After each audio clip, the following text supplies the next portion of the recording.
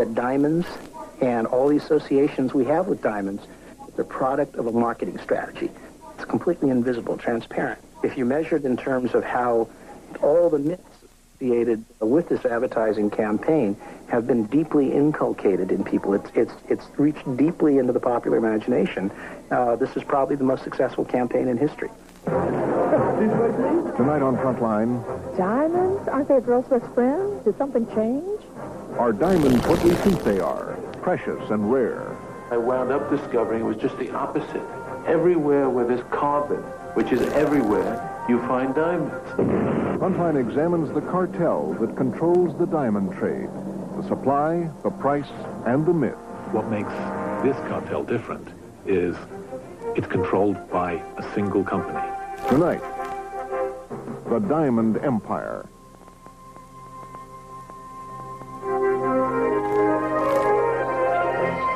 Funding for Frontline is provided by the Corporation for Public Broadcasting and by annual financial support from viewers like you. This is Frontline.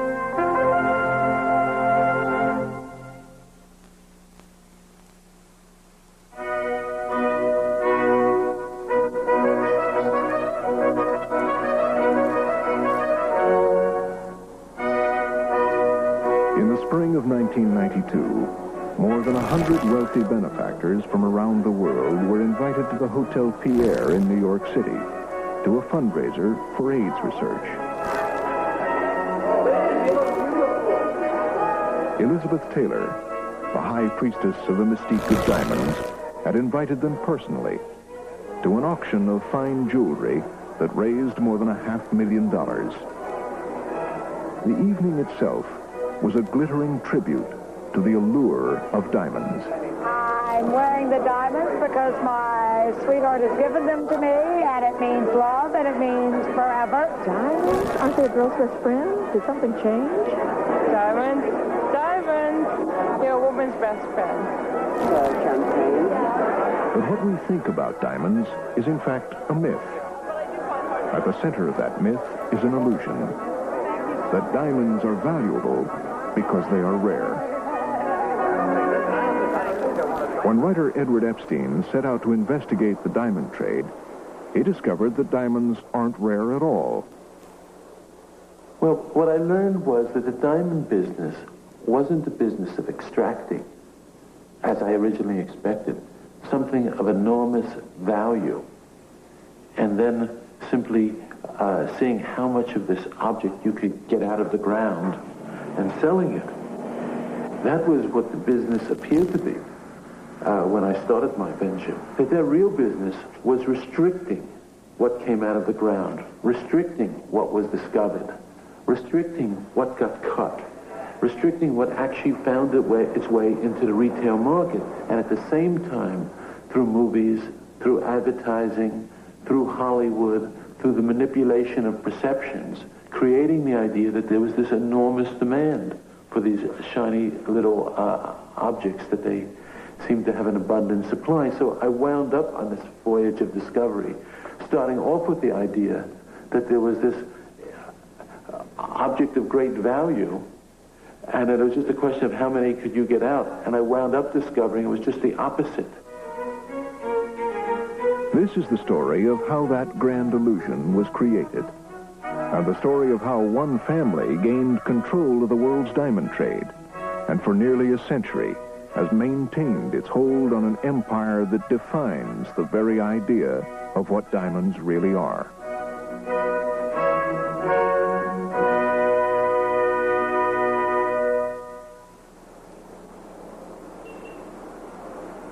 New York is the center of the world's richest diamond jewelry market.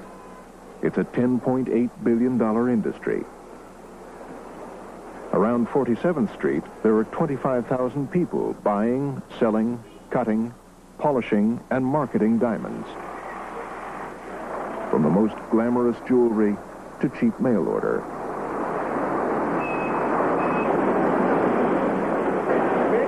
Very few in the diamond business will talk freely about what they do. There is a great deal of money at stake. There's also a great deal of uncertainty, but that's something top dealers like William Goldberg take in their stride. It's fascinating.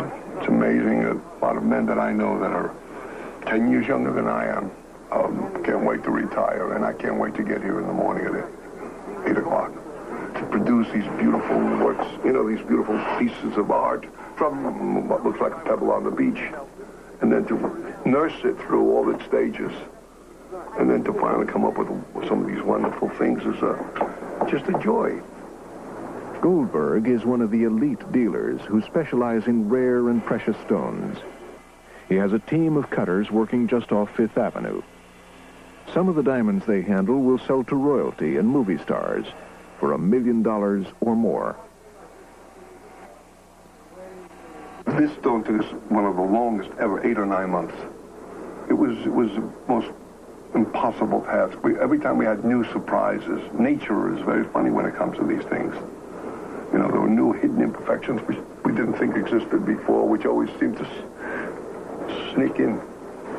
We paid in excess of $10 million for this diamond. Everyone here is very highly skilled technician, and some of them have very specific jobs to do. This man, for example, he's cutting the 85-carat stone. Right now, it's around 36.5 carats, and he's putting the finishing facets on the bottom of the stone.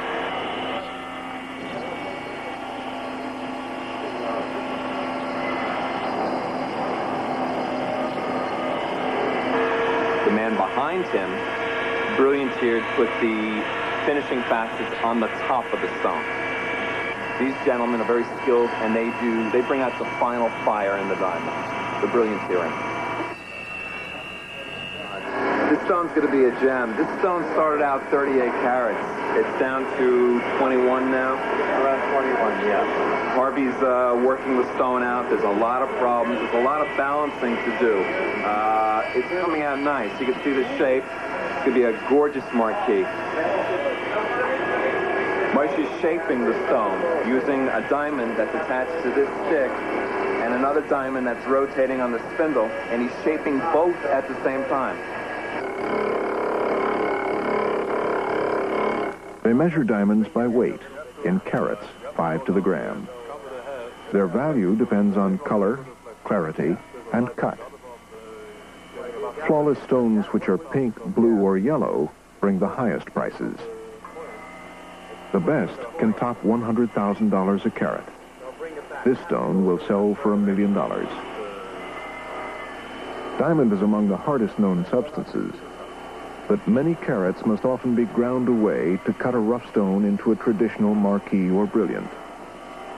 The smallest mistake is inordinately expensive. It calls for expert planning from a rough designer. I will try and find the largest, most pure stone in here.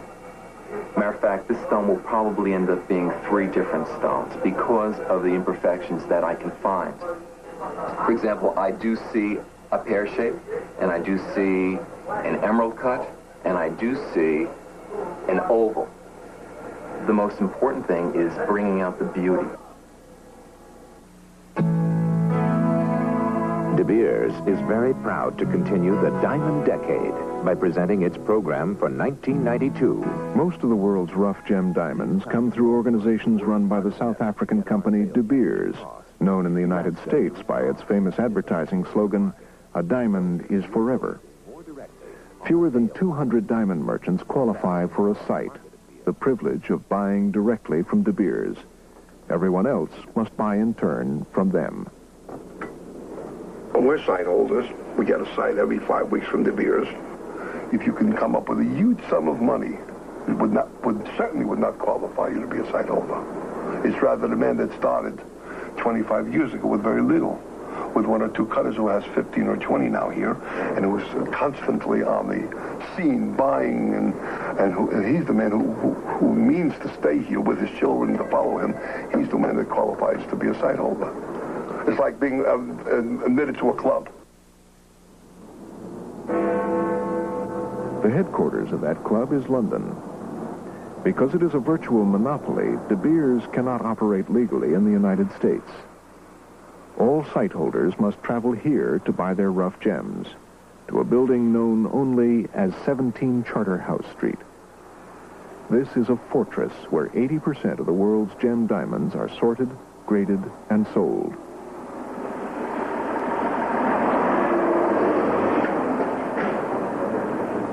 A site holder sends his request for the grade of diamonds he needs, but there are no guarantees. It is De Beers that decides whether or not he gets them. It's a decision that can make or break his business.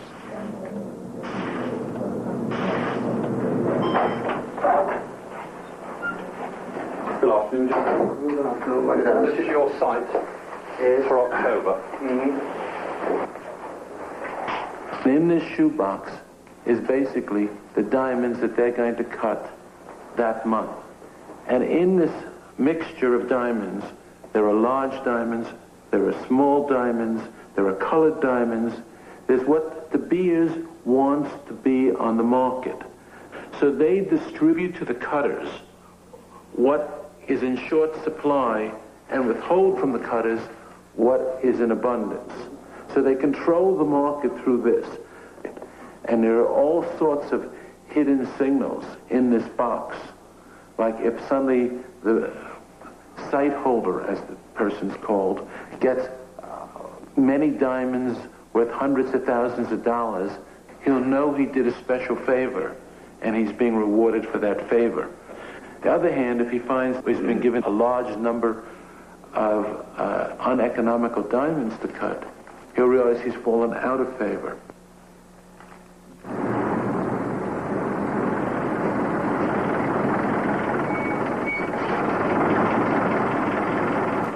Even the world's top dealers are at the mercy of De Beers' central selling organization. William Goldberg usually has special requests alongside the ordinary stones, but even he does not know what to expect. Right. Here are the regular goods and 2 boxes of specials. Thank you. So we'll see you later. Right. Thank you very much. See you later now.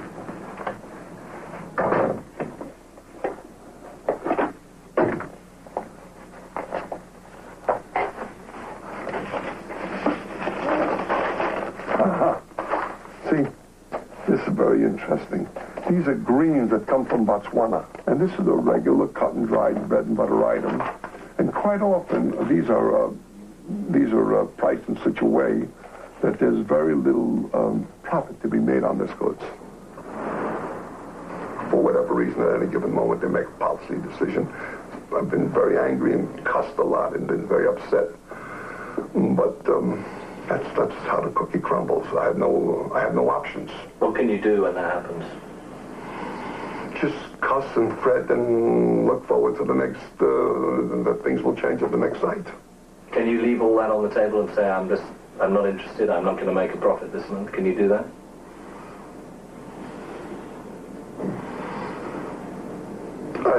I told you on the way over here we can leave some of the specials, but it's not in the, we just don't leave the regular goods. Somehow it doesn't work that way.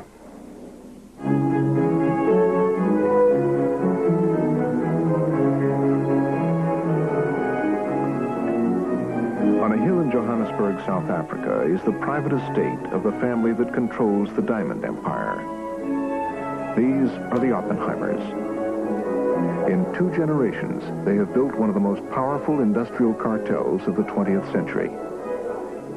The diamond cartel has lasted for 70 years and shows no sign of weakening.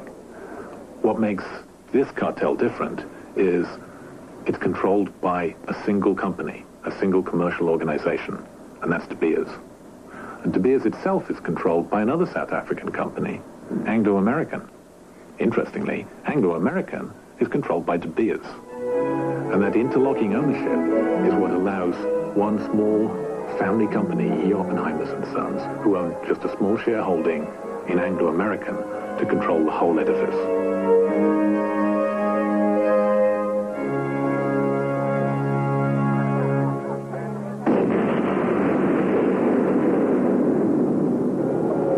The diamond mines of southern Africa are the heart of the diamond empire.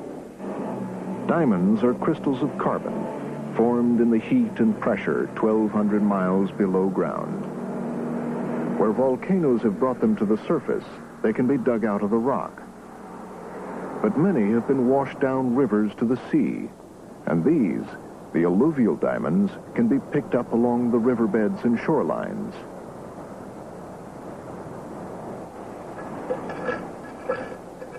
Sand and gravel are brushed out of the crevices or scooped in huge quantities out of the hillside, and the rough diamonds are simply sorted out from the rest.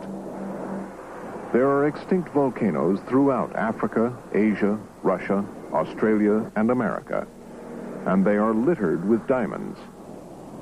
For a commodity which sells at thousands of dollars a carat, the supply seems truly staggering. Diamonds can even be picked out of these shallow waters along the African coast.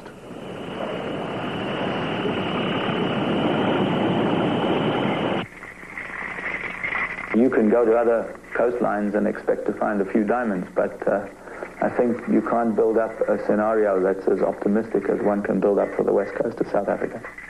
If you look at what's on the land, and there's 3 or 4 raised beaches on land have produced more than 100 million carats of diamonds. In one of our concessions alone, and it's not one of the bigger concessions, we have mapped 22 beach levels. So you're again going to come out to a number which is of the order of 1 billion carats or in excess of that.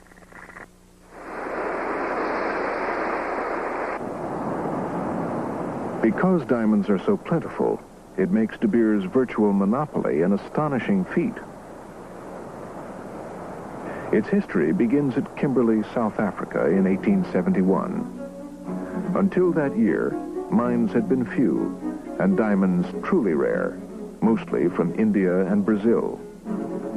But the Kimberley find was huge. Among those who rushed to make their fortunes were 2 young Englishmen. Charles Donnell Rudd, my great-grandfather, and Cecil Rhodes met here in October 1871. They were early in the rush here, and they would have found a anthill, a mining camp, and as Rhodes described it, as Stilton cheese, as the claim holders dug down into this enormous diamondiferous kimberlite pipe. But their eyes were more directed towards De Beers mine, which is about a mile over the horizon there. And that's where they dealt with the farmer De Beers, and they bought that farm out for £6,000. The thoughts of Rhodes immediately began to concentrate on the amalgamation of all these individual claim holders. And by 1880, he had amalgamated all the claim holders on his mine, the De Beers mine. And that began the amalgamation of all the diamond mines, and the formation of De Beers consolidated mines began in 1888. What Cecil Rhodes had launched was a diamond cartel. It was based on an earlier French scheme to monopolize copper, buying up mines, restricting supply, and raising prices. From its first headquarters in Kimberley, De Beers bought out almost every other large mine in South Africa. But shortly before the First World War, diamonds were found over the border to the north in German Southwest Africa. A young German-born diamond dealer in South Africa went there to investigate. His name was Ernest Oppenheimer. Ernest Oppenheimer, in 1914, 2 months before the outbreak of war, went there to survey the territory and came back with a report that was mind-boggling and subsequently hidden from the public. The fact that this was the richest diamond field in the history of the world. It was an alluvial field, meaning diamonds were on the surface, you could go pick them up.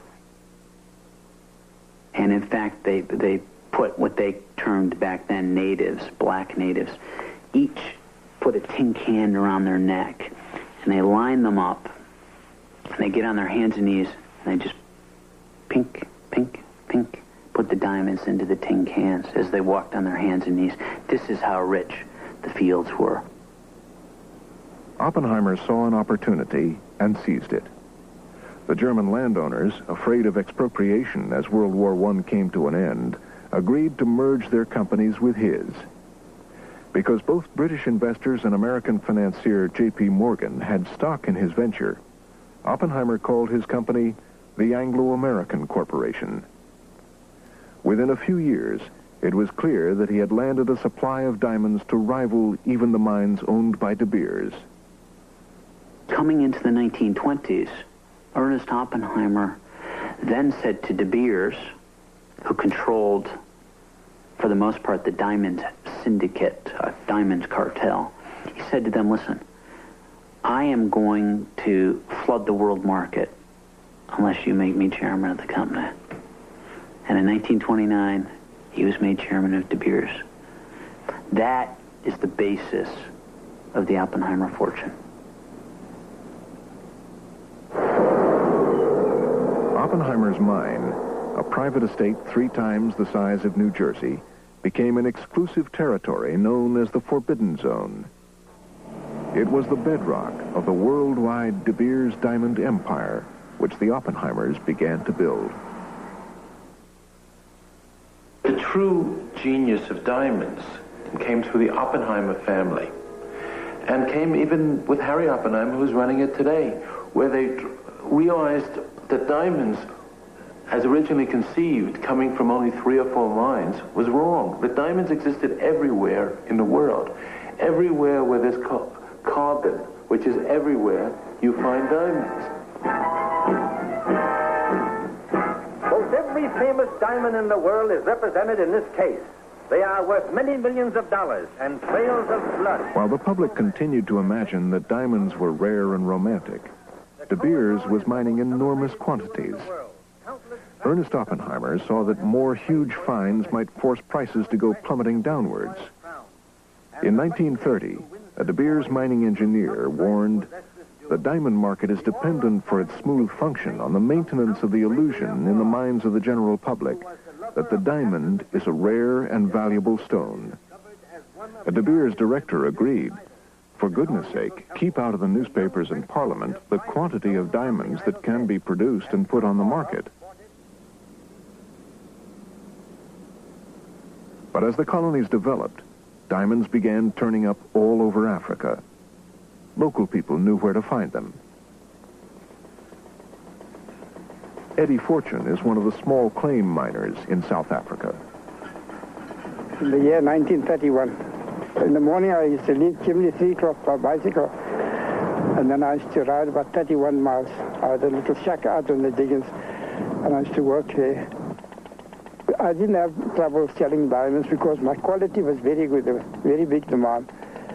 I never found a big diamond. The biggest I found was a 38 carat. But small diamonds, the medium sizes, 10s, 12s, 15s, plenty of them.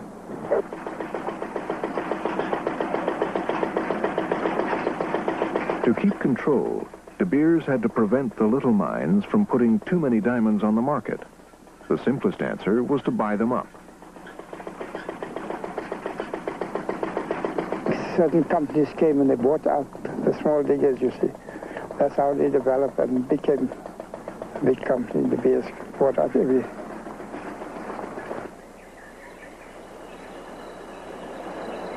But alluvial diamonds, washed along the riverbanks, were much more difficult to control. A film inspired by De Beers in the 1950s portrayed its adventurous young traders setting up buying offices in the jungle. These young graduates, Oxford graduates, basically a buying office was them, a bunch of porters with food on their head and a cash box on their head, and they'd put a box down the middle of a clearing, and they'd start buying diamonds in the local currency. So they'd ship in all these guys to do this, to prevent smuggling.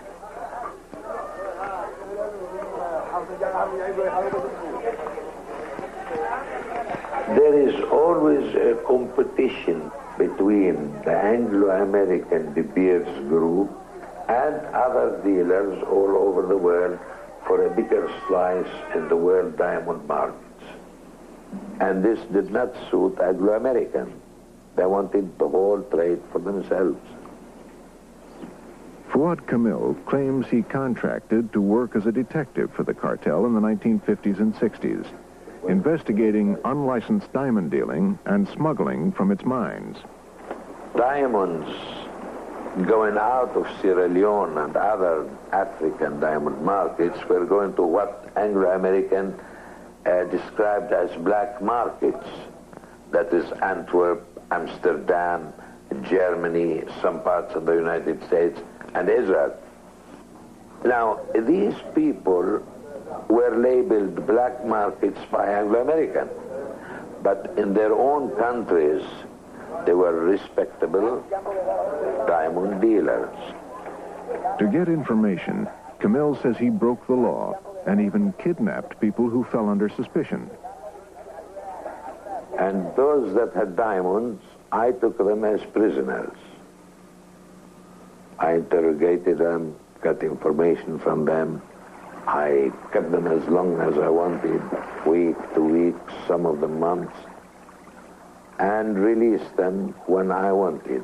There was beatings, there was punishments without food. We did everything we could to extort the information from them. There was a stage where no one dared to pass from there, diamonds or no diamonds. So to put it bluntly, we were a terrorist group. That's what it amounts to. The cartel denies that Kamil worked for either De Beers or Anglo-American and says his accusations are part of a vendetta against them.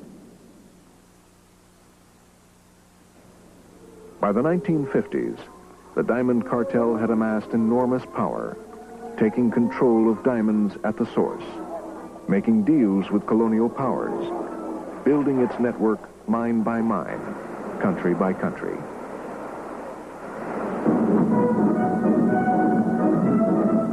Of June 1960, this was a city of radiant joy as the people celebrated Congo Independence Day, a happy occasion full of bright hope. In the 1960s, the rise of African nationalism presented new challenges to the cartel.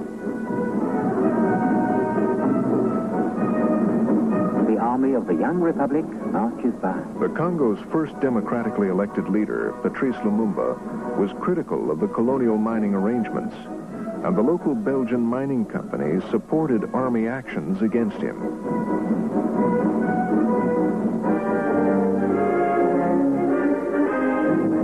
A new chapter begins in the dark and tragic history of the Congo with the coup against the leftist leader was backed by the CIA, and it ended in Lumumba's murder. Colonel Mobutu, taken to Mobutu's headquarters, Mobutu Sese Seko emerged as the dictator of what became Zaire. At first, he too sounded like an African nationalist. Mobutu had made what seemed like very left-wing radical statements, talking about the colonial exploiters threatening to nationalize all sorts of foreign mining property. And in flies American businessman Maurice Templesman. Maurice Templesman is an independent diamond dealer and a key intermediary for De Beers. In a matter of, 10 days, Maurice Templesman holds consultations in Brussels with key officials, meets with the U.S. Embassy in Kinshasa, has consultations with the U.S. State Department, speaks with Mobutu, flies on to go meet with Mr. Oppenheimer of De Beers in South Africa in what, according to what is certainly shown by a number of declassified U.S. State Department documents, to be an attempt to stitch together a relationship between the De Beers empire and the Mobutu regime. So it's very clear that from the very beginning of the Mobutu regime, Templesman had an important role in, to put it most charitably, advising and guiding Mobutu on how to deal with companies like De Beers. The Oppenheimers, through Templesman, arranged to have the exclusive supply of diamonds shipped to their offices in London.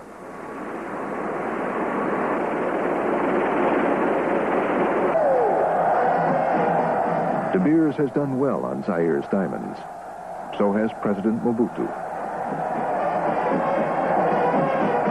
For many years, there was a pattern and a practice whereby at regular intervals, Mobutu would send some of his agents to MIBA, the diamond company, to take a look at the most recent production and to select out the best gem quality stones to be flown off, presumably to be sold for his account in Antwerp.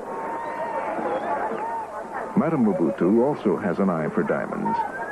This is somebody who's traveling on a diplomatic passport, who just gets whisked right through customs, doesn't get stopped. However, there was one occasion a few years ago when Madame Mobutu went off to Belgium, and she forgot some of her luggage. She sent her secretary, apparently, back to Kinshasa or back to Gbadelit, where Mobutu has his main palace, to get the luggage. The secretary went into customs, didn't show the right kind of documents, was stopped and inspected, and according to the Belgian reports, was found carrying $6 million worth of diamonds. You just need one word. The word is kleptocracy. I'm not the person who invented that word. I wish I did, but it's been used by political scientists to describe governments whose fundamental organizing principle is one of theft.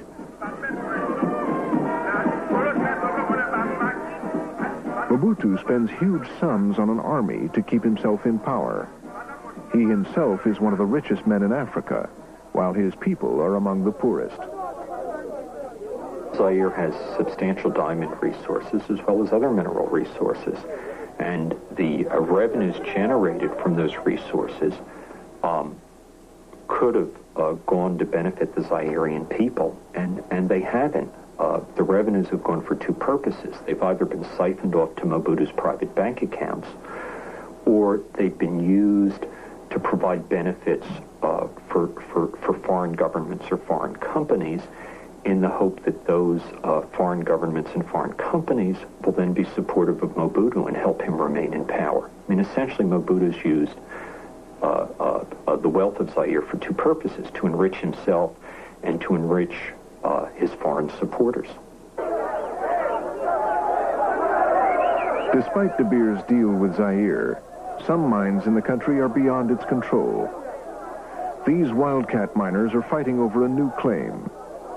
The diamonds they find will likely be smuggled out of the country to the few markets the cartel still doesn't control.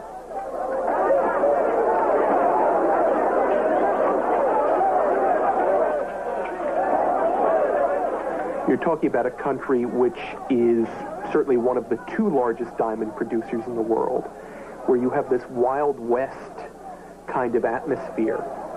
And looking at it from the outside, I would guess that this is the most difficult relationship over the years that a company like De Beers could have with an African government. This is an area of intense digging in Kapamba, which is... In neighboring Angola, regulated diamond mining is a casualty of its devastating civil war. In 1992, wildcat miners there swarmed the diamond-rich dry riverbeds, picking up small fortunes in alluvial diamonds. De Beers has spent an estimated $500 million to keep them from flooding the market and depressing prices. Stripping and removing the ore. Each time diamonds are found in an inconvenient place, they begin, the diamond cartel, through intermediaries, through law firms they hire, ways to think, how can we prevent these diamonds from reaching the market? And declaring something a national park, tying things up in litigation. These are just the methods. And there's an infinite number of different methods you could use once you understand what the objective is. The objective is to prevent mines from being developed that are outside their control. Murfreesboro in southwest Arkansas is the home of America's only diamond mine. At the inauguration, Hillary Clinton wore a diamond found in this mine, which was discovered at the turn of the century. But today, the 100-acre site is mined only by tourists and amateur prospectors. Commercial mining was abandoned here in the 1920s, even though geological surveys showed the mine had great promise. The Justice Department investigated allegations that Ernest Oppenheimer had illegally influenced the closing of the mine to keep its diamonds off the market. Okay, you better get down here and see what it can go for.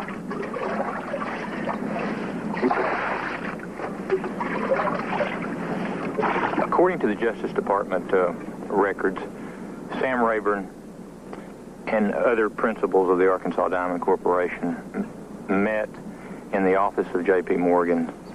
In attendance to that meeting was Sir Ernest Oppenheimer. As a result of that meeting, and what transpired is unknown, but the mine superintendent was telegrammed to shut the mine down and prepare it for a sustained closure. And as a result, major operations never resumed at the Arkansas diamond mining plant. The Justice Department was unable to determine whether the mine had been closed illegally or simply because it was unprofitable. But in 1992, a new preliminary geological study indicated the mine may in fact have commercial potential. Like most deposits, it will produce few gemstones, but many smaller stones could be found. They are important because they're used in cutting tools. Industrial diamonds are a multi-billion-dollar business in their own right. Go.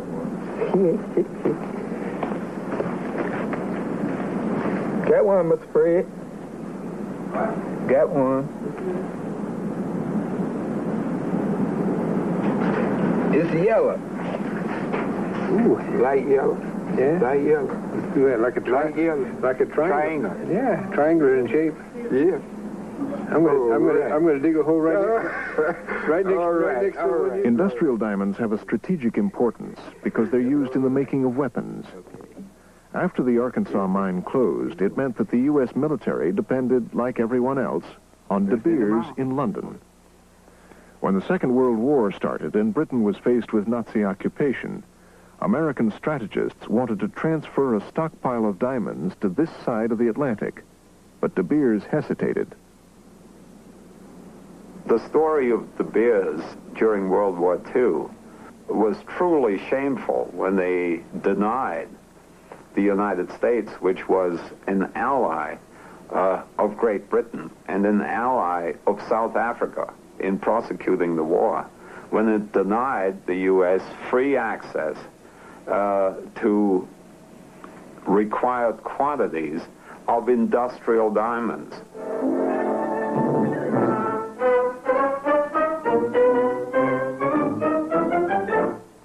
Defense production in factory and arsenal begins far behind the assembly line. Apparently fearful that diamond prices would fall if a military stockpile were sold off after the war, the Oppenheimers refused to allow any diamonds out of their control. De Beers claims it was only following the advice of the British government, but the cartel's actions were criticized by the U.S. Justice Department. Only after complicated arrangements where De Beers insisted on retaining control of those industrial diamonds by placing the supply organization in Canada was some accommodation reached so that the United States could obtain the quantities of industrial diamonds needed for the war effort on its own behalf and the behalf of its allies. Meanwhile, however, the Nazis did appear to be getting a steady supply of diamonds, and the Americans were very concerned to find out where they came from. We were able to get documents, secret documents, declassified from the National Archives in Washington that describe the investigation that they mounted into smuggling of diamonds out of the Congo. A U.S. intelligence officer, Henry Lee Staples, led the American investigation into the smuggling.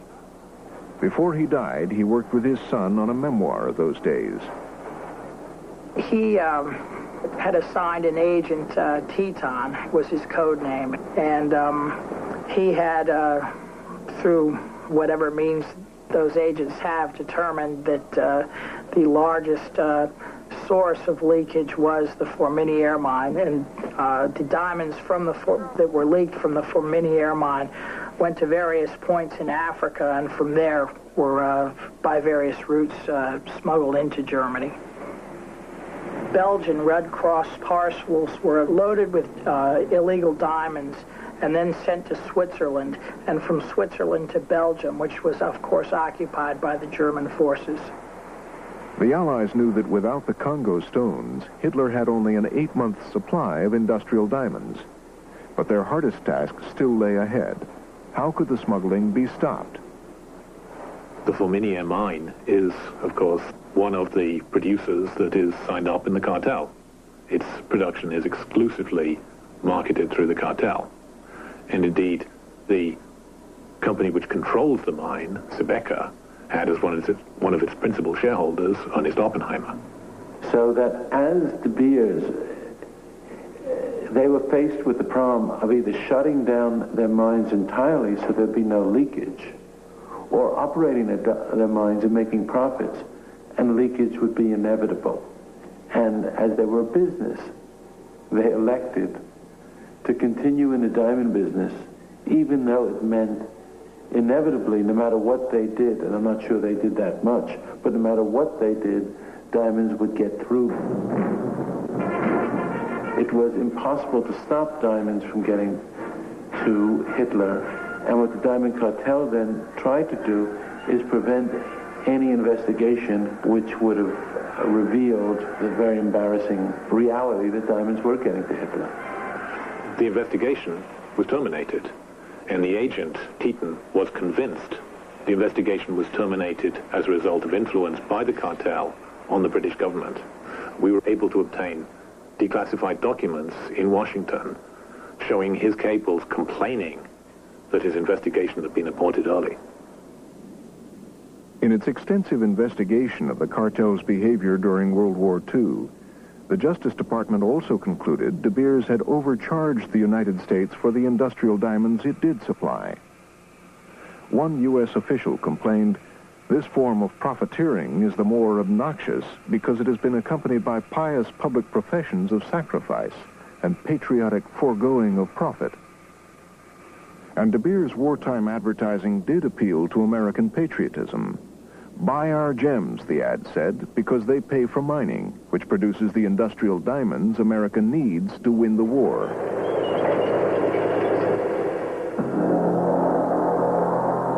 I was born 3 billion years ago of fire and light. Cornering the world's supply of diamonds was a stunning achievement. No less extraordinary was the cartel's success in creating a demand for its huge stockpile of diamonds. Who am I? The eternal gift of love between man and woman. I am a diamond. I am forever. The De Beers campaign was probably one of the most successful campaigns. I mean, measured in terms of the growth in the market. In the 1930s, they were selling a rather insignificant amount of diamonds in America. By the early 80s, they were selling close to $2 billion worth. De Beers first targeted American consumers through the movies. And they opened a Hollywood office. And in the Hollywood office, they would give out diamonds to producers in return for them putting the diamonds in the film in a way that was considered very favorable. Now, what was considered favorable was very simple. Surprise. If a woman was brought in on the decision, she might have a lot of ideas of what she wanted. So what they wanted to do is create the idea that the man had to surprise the woman and present her with a diamond. And now for the important question I wanted to ask you. Well, it's about time. I'm dying with curiosity. You know I'm madly in love with you. I want you to marry me, Lily. You're in love with me, too, aren't you? Well, if I'm not, then I'm afraid I don't know what love is. Here's your engagement present, darling. Oh, Jeffrey, it's beautiful. Well, that's Milo. Milo? Yes, he's wondering what's taking us so long. Wouldn't he be surprised if he knew? I doubt if he'd be surprised at anything. Not only are we talking about what is a familiar process today of planting products in films, when we've all heard of the product endorsements and that sort of thing, but we're talking about Hollywood in its golden age, where entire movies were created. They identified the biggest stars, actresses of that period, and they never appeared in public without their De Beers diamonds.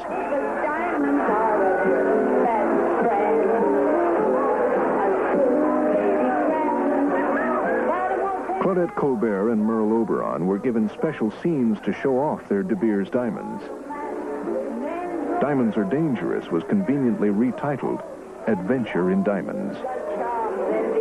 But De Beers aimed even higher than Hollywood. The British royal family was another idea of what, in the American mind, represented the ultimate in how you should behave and how you should behave aristocratically and well. And of course, the British royal family was more than willing to go along because diamonds came from British colonies. From this, the largest man-made hole in the world, over 100 million pounds worth of diamonds have been recovered. In the De Beers sorting room, 3 million pounds worth of rough diamonds were on view. The royal family was lobbied heavily and successfully so that the English royalty, Queen Elizabeth, started wearing diamonds, and she basically left all of her other gems off. That's a tremendous coup for a public relations agent, to get the royal family to essentially become sales agents. Caskets made of Kimberley blue ground, embossed with coronets, contained a 6-carat stone for Princess Elizabeth and a 4.5-carat diamond for Princess Margaret. You must travel back in time 1 billion years to witness its birth. De Beers advertising set its diamonds in worlds of glamour and royalty. But its best-known slogan arose out of the fear that sales would be undercut if people began putting second-hand jewelry on the market. It is rare. So they had to create the idea that you should never sell a diamond, even though its value would only increase. And secondly, that people should store and hoard these diamonds. So the whole idea that a diamond is forever is really their desperate hope that people will hold diamonds forever. It is love, and its only promise is forever. We're planning to attract your customer by building on our rites of passage program. In its message to dealers, De Beers reveals its key marketing strategy is to convince consumers to buy diamonds for every romantic milestone. Let's start with your bread and butter, the support behind the rites of passage, the diamond engagement ring, diamond anniversary band, and the 25th anniversary diamond. Our goal is to make diamonds a cultural imperative for all these important occasions in a woman's life. That's why we are continuing to support these segments, so that newer products like the Diamond Anniversary Band and the 25th Anniversary Diamond will become as obligatory as the Diamond Engagement Ring, bringing your customers back again and again. Nobody's aware that diamonds and all the associations we have with diamonds is a product of a marketing strategy. It's completely invisible, transparent. If you measure it in terms of how all the myths associated with this advertising campaign have been deeply inculcated in people, it's reached deeply into the popular imagination. This is probably the most successful campaign in history. That's what we're here for, to respond to your requests and to help you sell more diamonds.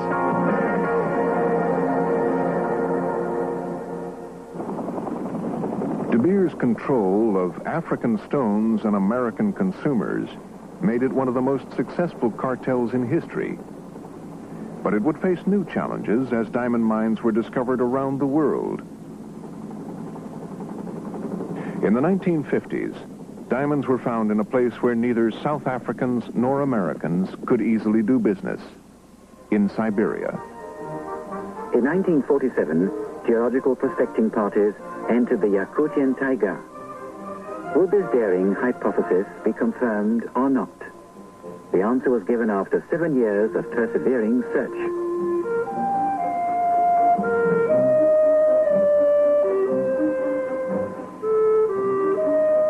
Yakut diamonds. If the Russians had dumped their diamonds on the market, it might have put an end to the cartel. But in 1957, while De Beers was very publicly opening a new building for its central selling organization in London, the Oppenheimers were very privately beginning to do business with the Russians. Workers gaze with pride at what they have accomplished.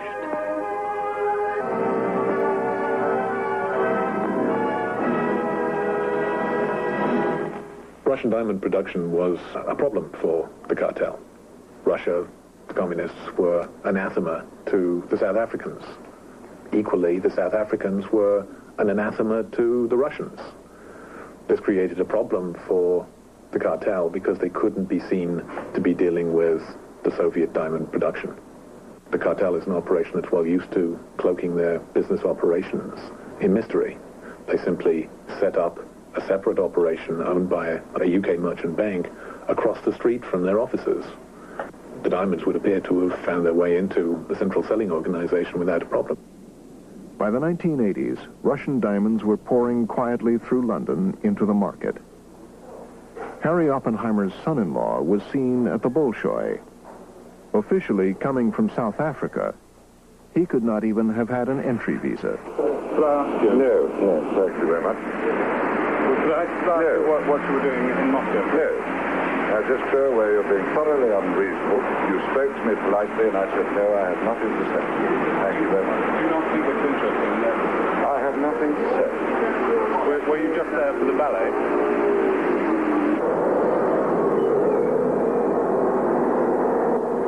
The other interesting feature of the Russian diamond production was that there was an extraordinarily large proportion of medium-sized stones in the quarter to half carat size. De Beers then came up with perhaps one of the great new product inventions in jewelry history, the eternity ring, a ring that was designed to use up this excessive production of those size stones.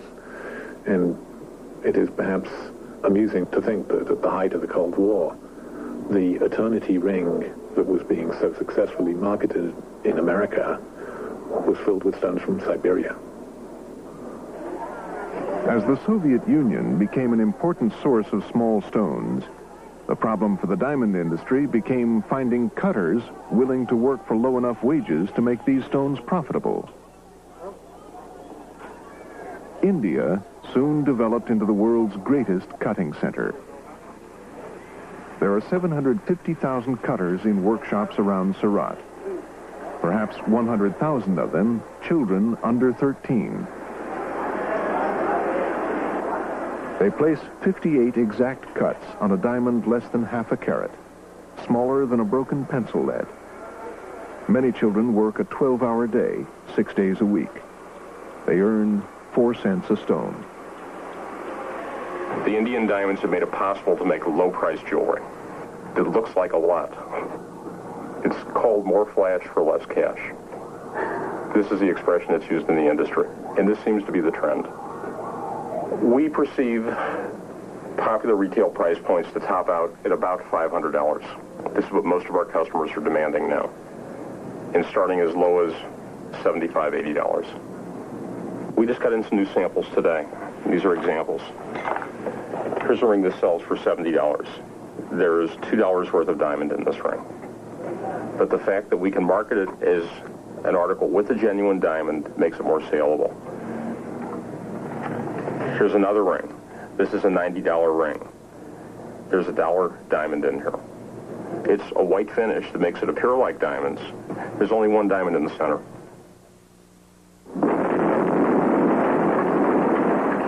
When diamonds were discovered in 1979 at Australia's Ashton mine, the cartel machinery mobilized once again to bring this new find, the largest ever, into the fold.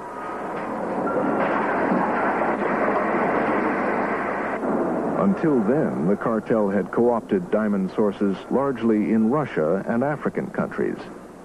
Could they repeat the success in a country that was modern and democratic? The Ashton project certainly had huge reserves which, if it had gone into independent hands, would certainly have challenged De Beers' monopoly. Now, I know that the Indian government had made representations to Australia to take over the marketing. I myself met with one independent diamond trader who was visiting from London, and he was also putting in his bid and trying to persuade the Australian government that, in fact, as I said, there were enormous benefits for Australia, and it was not in the interest to further reinforce a monopoly. But De Beers pressured Australia by threatening to reduce diamond prices in the categories of stones the new mine would produce. At the same time, the Oppenheimers bought stock in key Australian companies.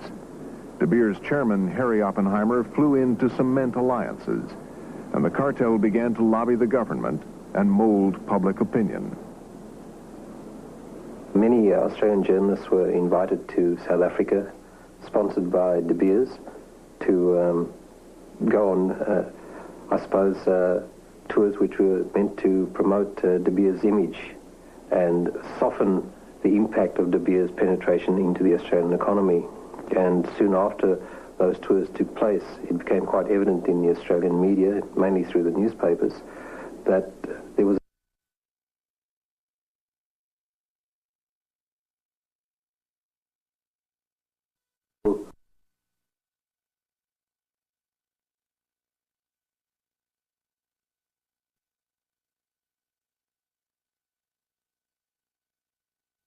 CSO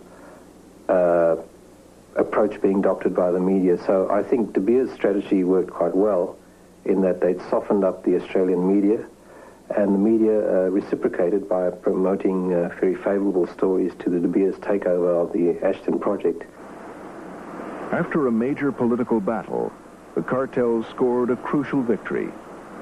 The bulk of Australia's output, mainly industrial grade and small gemstones, would flow through the cartel's central selling organization in London. A small number of rare gemstones, known as the Argyle Pinks, were Australia's own to market independently. They produce a variety of colors, which is very unique to this mine, and out of the 36 million carats come some of the rarest diamonds in the world. The extraordinary thing is nature's thrown up these freaks, which are just unique and special, and you know, they're something that we're all madly trying to get hold of, can't get enough of. If you look at this small, very intense pink from Argyle, and it's only, I think it's about 18 points, and then you compare it against this 2-carata from Argyle, the 2-carata is worth about $22,000. Now, if we could superimpose that color on that small pink into that 2-carata, that 2-carata would be worth at least $1 million in today's market. Now, Argyle only gets maybe 3, 4, 5 of those stones a year maximum out of, remember, 35, 36 million carats of diamonds. The De Beers operation is essentially the control of the production of diamonds. They control the chain of supply of diamonds, and that's the way in which they control the diamond market. If somebody were to try to go around the cartel, the concern that they would have to have is how long it would last. Because, of course, De Beers in the past has been very successful at bringing all the producers into the cartel.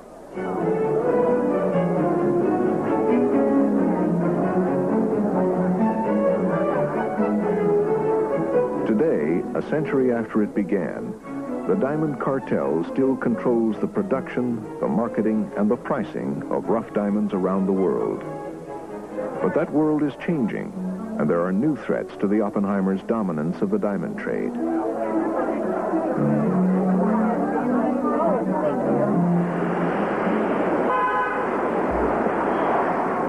In its largest market, the United States, the cartel cannot operate openly.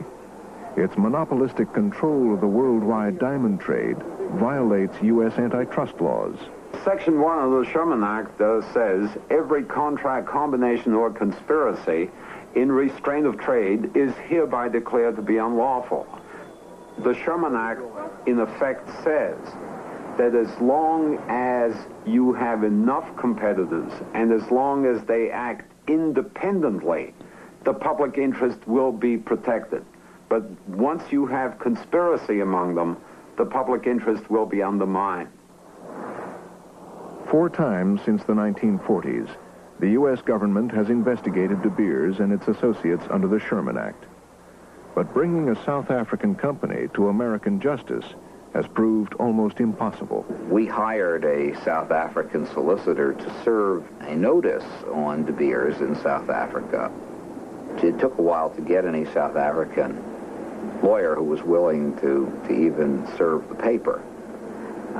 Eventually, one agreed, and he wrote us an affidavit of his experience, which was that he took the court paper and took it to De Beers, and that the De Beers representative took the paper, ripped it into small shreds, threw it on the ground, and stamped on it, and then basically threw him out. And the cartel has successfully kept its executives beyond the reach of American justice. I'll tell you, when the red flag goes up from their lawyers, these guys are not allowed to set foot in the U.S. Name goes on a computer, beep, beep, beep, beep, beep. I'm sorry, sir, we have to subpoena you. And under a subpoena in the U.S., you have no rights. You have to tell everything. You cannot lie. You cannot plead irrelevance. It's for them to decide what's irrelevant. It's not like a court where you have certain rights. And so on occasion, when I interview these guys, they always tell me, Al, the best exit from the U.S. is always Chicago's O'Hare Airport. That's where we're ordered to get to immediately because they're the laxest in terms of immigration. We can get right out of the country. While a subsidiary once paid a nominal fine, De Beers has avoided prosecution in the U.S. Not only has the Justice Department found it impossible to touch the Oppenheimers in South Africa, it has been unable to penetrate the cartel's respectable London operation. It's well known that the British government has historically been vigorously opposed to any U.S. enforcement of antitrust laws against activity that takes place in Great Britain. And as we know, a great deal of what De Beers does takes place in Great Britain.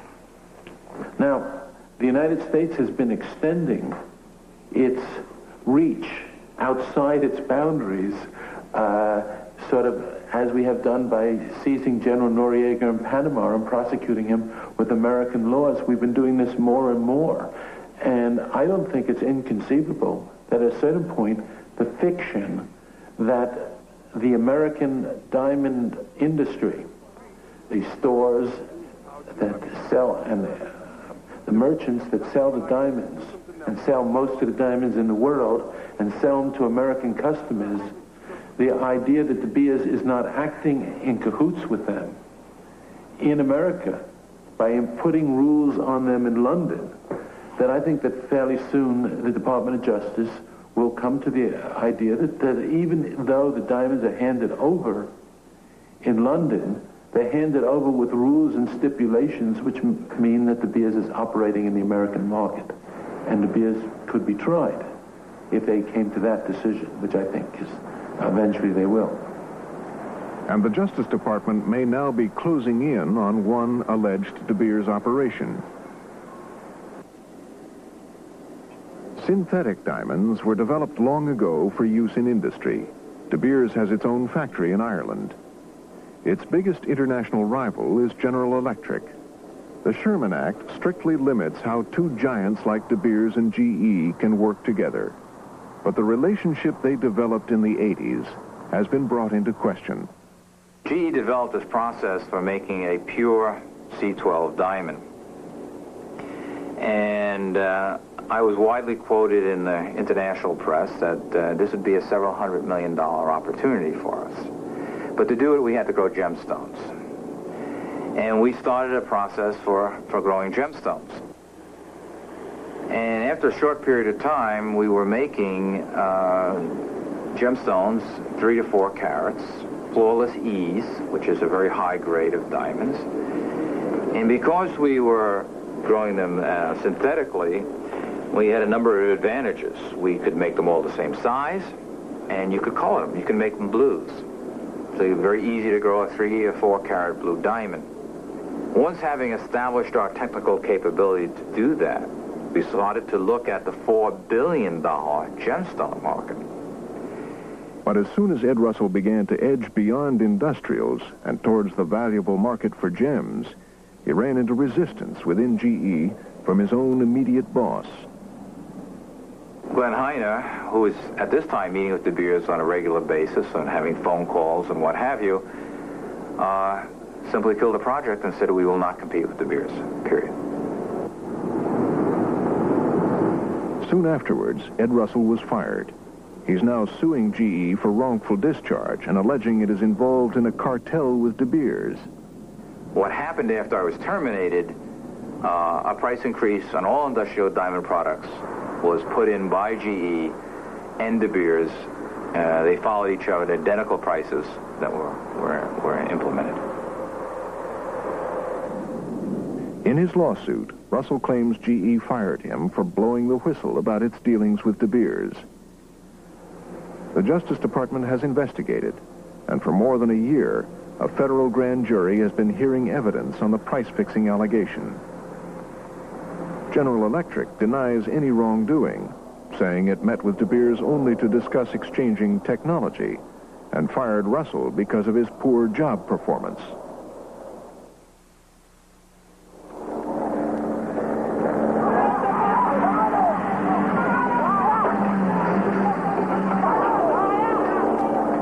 Back in South Africa, still the center of its power, the diamond cartel is also dealing with a political earthquake.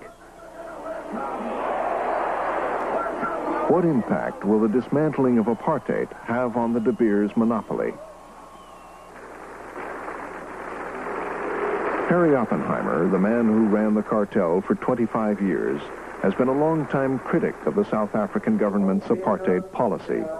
More peaceful conditions in South Africa as a whole.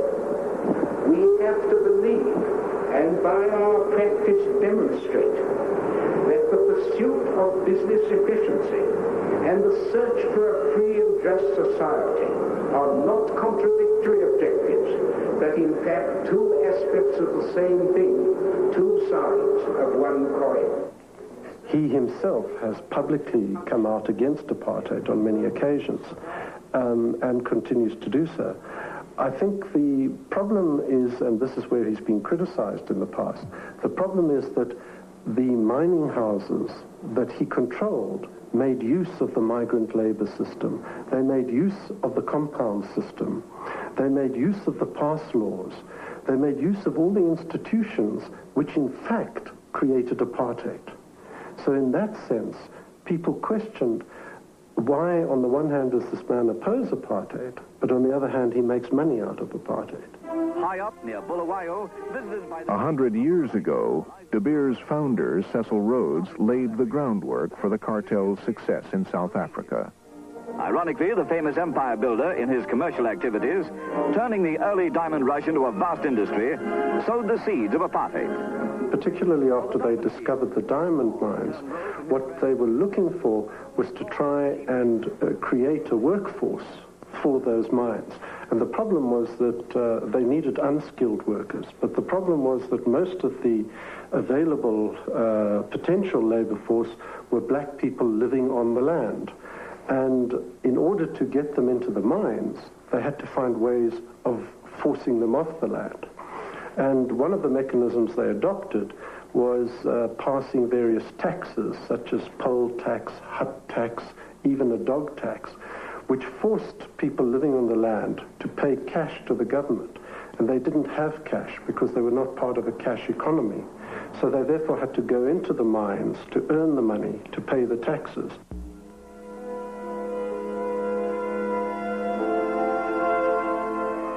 In order to pay their taxes, many Africans had to leave their families behind and walk hundreds of miles to work in the mines.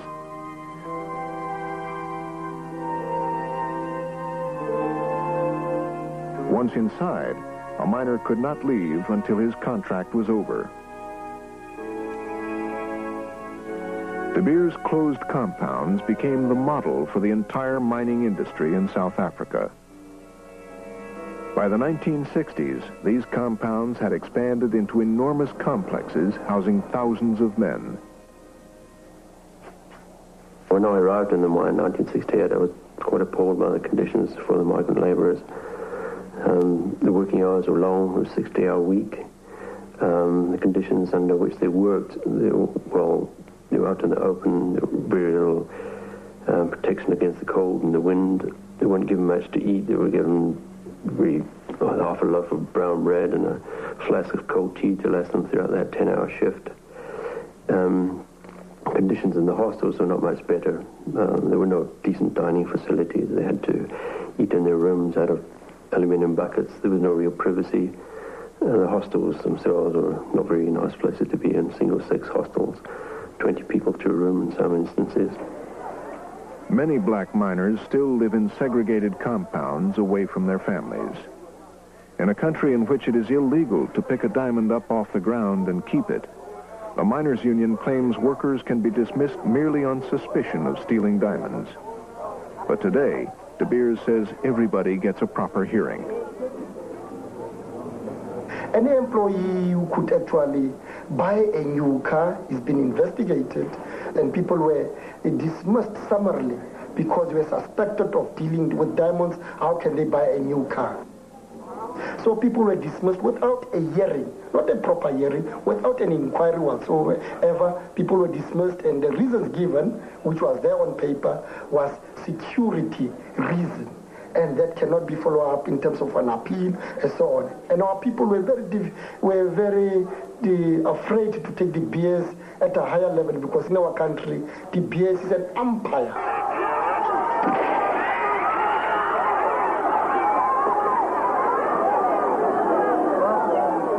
Ironically, the revulsion of the world to the brutality of the apartheid government contributed to the growth of the Oppenheimers' power inside South Africa.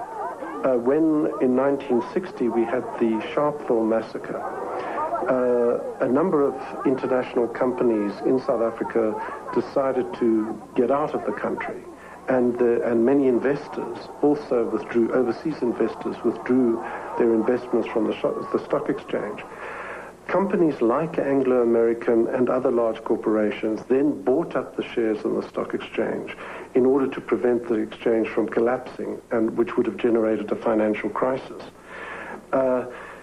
Instead of possibly allowing a financial crisis, which would have then forced the government into more difficulties and perhaps brought about an earlier end to apartheid, they actively supported the economy and therefore gave the government a base from which it could protect itself.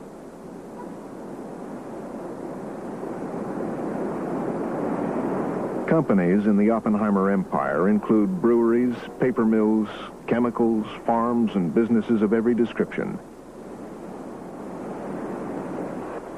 Today, the empire's interests represent up to 40% of the total value of the Johannesburg Stock Exchange. And now I'm going to press the button and let us see what happens. But as his empire grew, Harry Oppenheimer tried to separate his reputation from that of a pariah government in South Africa. This 1979 De Beers film showed Oppenheimer the reformer. In a decision taken by the De Beers company to move away, so far as it was possible to do so, and as quickly as possible, from the system of migrant labor. We are moving away from that system, and we are making a great effort, and I think a very successful effort, to replace it by a system by which the workers in the mines will be permanently resident and will not be going backwards and forwards between the mines and our homes in quite different parts of the country. In spite of Oppenheimer's reforms, his early support of black labor unions and other liberal causes, he says he's been hesitant to use his business clout to influence the government's policies. He explained why in an interview with South African television. I think one's got to put this in two ways. I mean, there's my own position as an individual. I've never believed that the government's policies are right, particularly in the racial field. But I've also would think it quite wrong, in my capacity as chairman of the Anglo-American Corporation, to use that position in order to try to press the government into views which I believe in, but they don't believe in.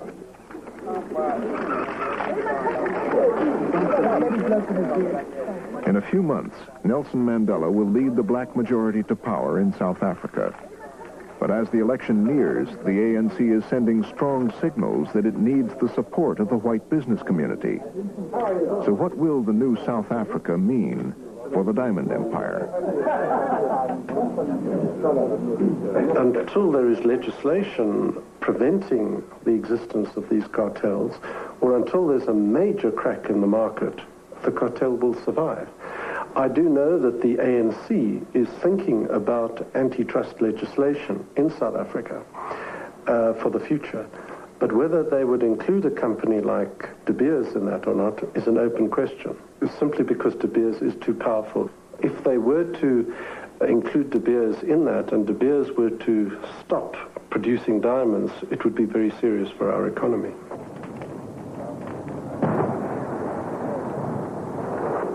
Another challenge to the cartel's power is the political unrest in the former Soviet Union. Boris Yeltsin is unhappy with the terms of a 5-year De Beers contract signed by Mikhail Gorbachev.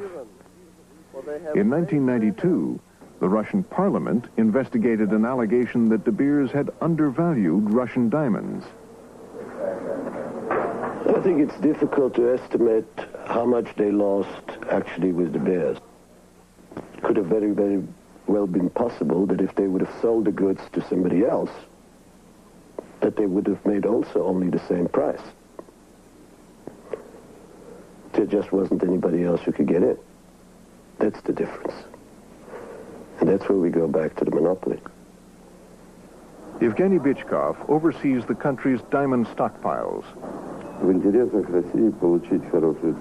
in Russia's interests to get a good price and sell the goods in order to cover the expenses of mining and make a profit. And we're going to negotiate with De Beers about reducing this quota. Let us hope that a mutually beneficial solution will be found. Let us not approach these issues from the point of view of what if they say no. Russia has more leverage than other producers. Its diamond production is greater than South Africa's. Its deposits in the ground are immense, and its stockpiles may exceed even those of De Beers. Russia's instability and desperate need for hard currency are potentially devastating to De Beers. These millions of carats of diamonds, if suddenly dumped onto the market, could destroy the cartel. 2 years ago, the Oppenheimers opened an office in Moscow. They seemed to spare no effort to cement friendships and influence people in government circles, trying to keep the Russians inside the cartel.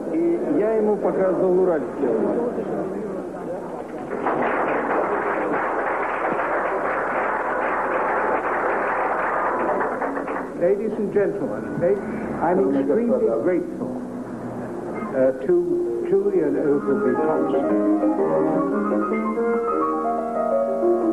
Despite all the forces that threaten the Diamond Empire, the cartel seems to approach these latest challenges with a serene confidence. I think you carry on with where you find yourself in life. I chose my father with discretion, and I found myself in a certain position, and I mean, like the prayer book says, I have sought to do my duty in the station which it pleased the Lord to call me. After a century of maneuvers to control the supply and price of diamonds, the cartel's greatest accomplishment may be that it has transformed the illusion that diamonds are valuable into a hard reality.